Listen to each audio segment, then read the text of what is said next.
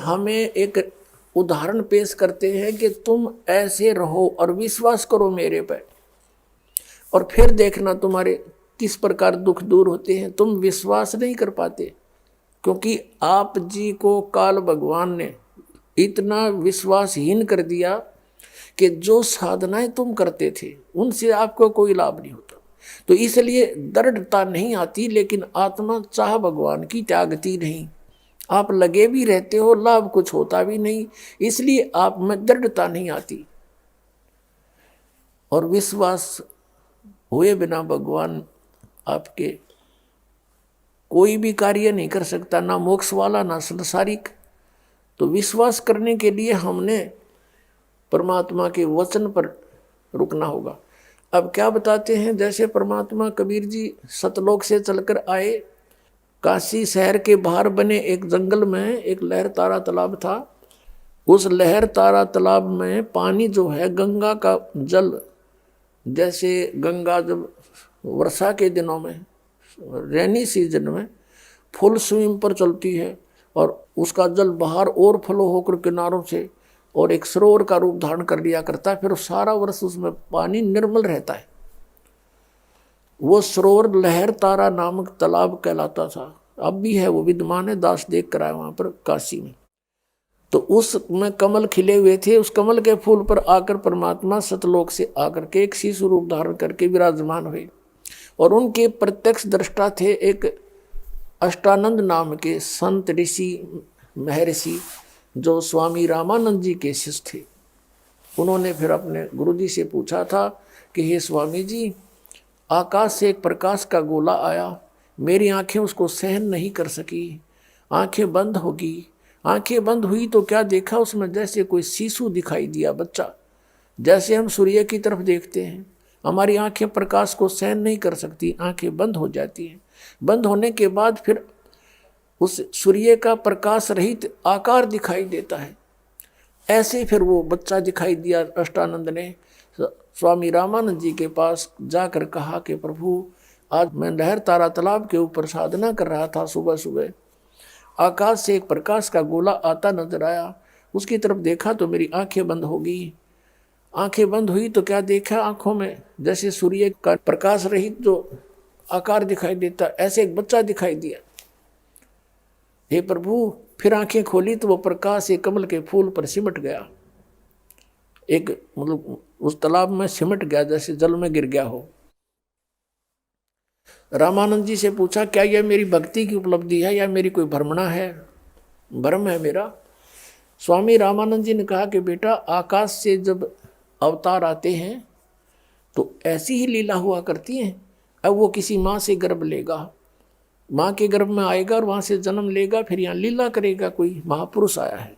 अब ये तो सोच थी उन ज्ञानहीन ऋषियों की, जो परमात्मा के विधान से परिचित नहीं कि ऊपर के अवतार जितने भी आए हैं, क्योंकि इनके अवतार तो माँ से जन्म लेकर आए हैं, ये वो अवतार है जो कभी माँ से जन्म नहीं लेता।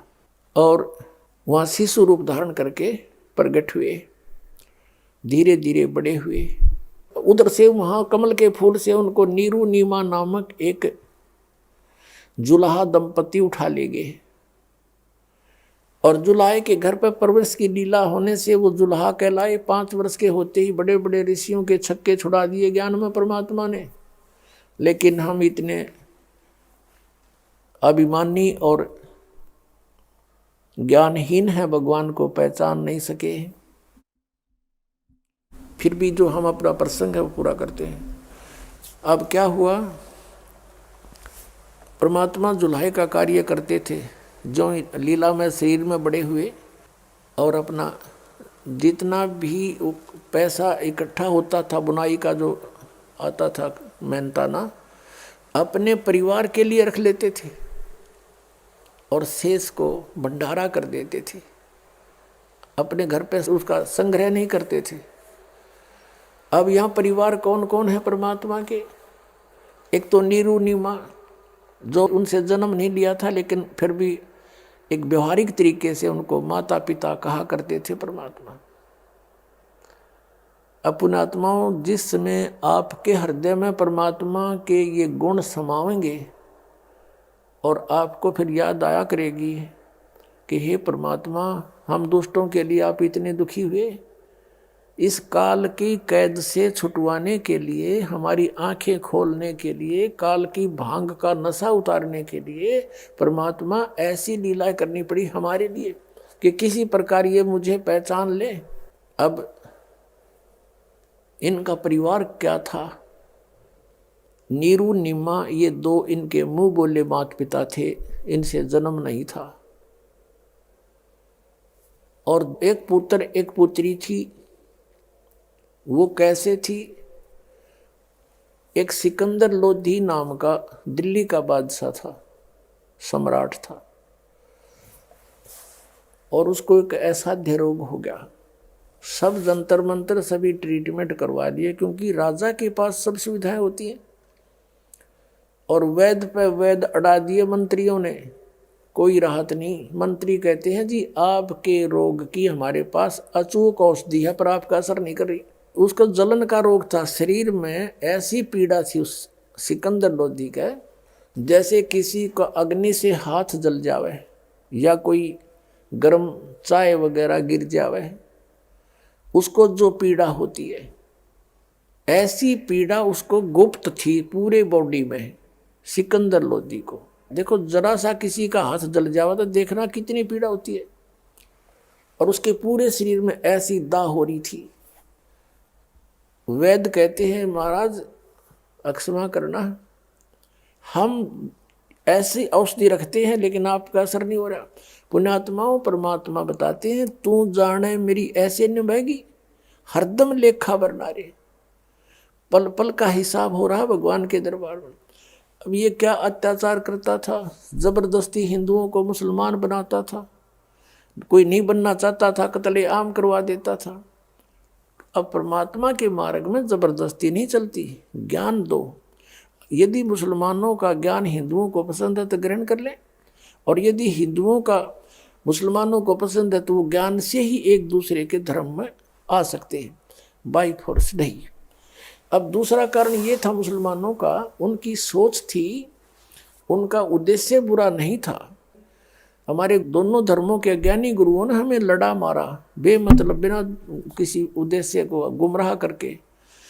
अब मुसलमानों का उद्देश्य ये था कि हमारे हजरत मोहम्मद जी को परमात्मा मिले हैं, और परमात्मा ने उनको जो ज्ञान दिया उन्होंने हमें बताया कि अन्य देवताओं की पूजा नहीं करनी चाहिए। मुसलमान कहते हैं हमारे हजरत मोहम्मद ने कहा है और खुदा का आदेश है, और अन्य उनकी पूजा करते हैं तो वो काफिर हैं। देवी देवताओं की जो पूजा करते हैं फरिश्तों की, वो काफिर हैं, और उनसे उनको कोई लाभ नहीं होना, उनका जीवन नष्ट हो जाएगा। इस उद्देश्य से वो हिंदुओं को मुसलमान बनाते थे, और मुसलमान बनाने का उन्हें के शौक था। बताओ उनका कौन से वो मुसलमानों के वो जा करके उनकी नौकरी करते थे, वो अपना केवल वे ऑफ वर्शिप बदलते थे।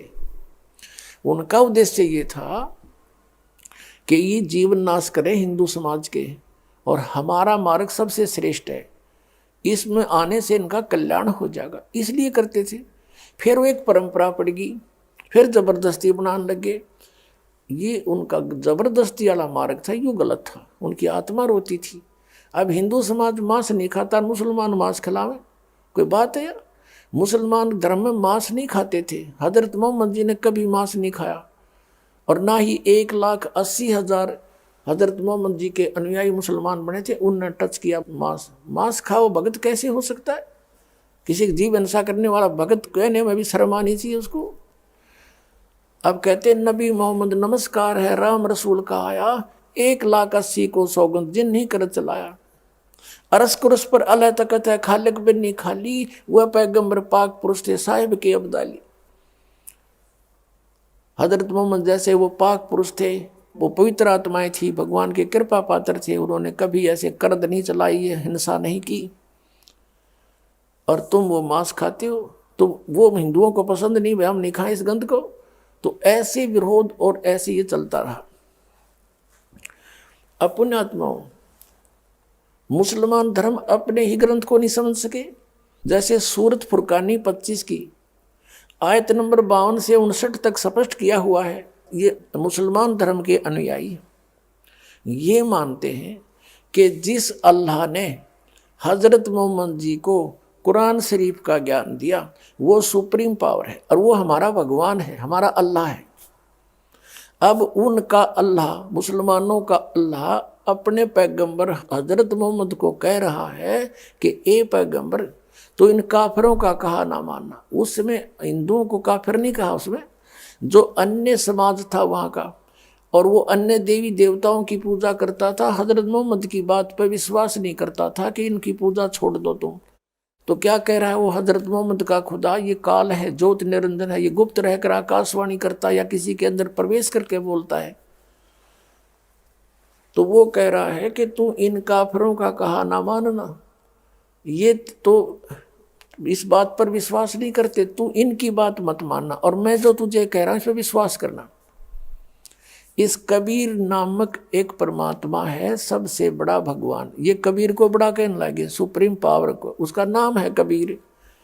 अब वो बड़ा कहो चाहे छोटा कहो, सुप्रीम पावर, सबसे सर्वशक्तिवान परमात्मा कबीर है, कबीर है। अल्लाह अकबर, अल्लाह माने कबीर भगवान, हम कबीर साहब के हैं, वेदों में कबीर देव लिखा है। और ये कबीर नामक अल्लाह वो है, कुरान शरीफ का ज्ञान दाता कह रहा है कि ये कबीर अल्लाह है, ये सुप्रीम पावर है, ये सबसे बड़ा मालिक है, सब दुख नाशक है, पाप का नाश कर सकता है, मोक्षदायक है। और इस मेरे इन वचनों पर, कुरान शरीफ की दलीलों पर तो विश्वास करना और इन अनकाफरों की बातों में मत आना, कहीं मेरे मार्ग को छोड़ ना देना। और ये कबीर नामक अल्लाह वही है जिसने 6 दिन में सृष्टि रची और 7वें दिन तख्त पर जा बैठे। और उसकी खबर किसी बाखबर से पूछ देखो, बताओ। अब कुरान शरीफ का ज्ञान दाता भी उस परम शक्ति से, कबीर नामक अल्लाह से अपरिचित है, तो कुरान शरीफ का ज्ञान कंप्लीट कैसे हो गया? इन्होंने किस आधार से ये कहा कि हम सही पूजा कर रहे हैं, ये हिंदू गलत कर रहे हैं? इनका आधार गलत था। अब वो जब तक वो तत्वदर्शी बा खबर नहीं मिल लगा तो वो ज्ञान भी व्यर्थ है जो काल ना आपको दिया, क्योंकि वो कहता उससे पूछो, तो आपकी साधना व्यर्थ हुई। तो अब वो बाखबर ये दास है और परमात्मा का भेजा हुआ कुत्ता है, आप धनियों के लिए भौंक रहा है। अब भी कोई नहीं जागेगा तो उसका नाश हो जाएगा भक्ति का, उसका जीवन नष्ट हो जाएगा। जैसे कुत्ता भौंकता है, उसको आभास हो जाता है कि कोई चोर उचक्का आसपास घूम रहा है, और समझदार व्यक्ति को चाहिए कि तुरंत जागे और देखे भी कुत्ता क्यों भौंका, अपने धन को संभाले, आसपास झांके, तो जिससे वह बला टल जाती है, वो चोर निकल जाता है कि यहाँ तो जाग गए हैं भाई। तो ये दास आपको जगा रहा है, परमात्मा ने भेजा है।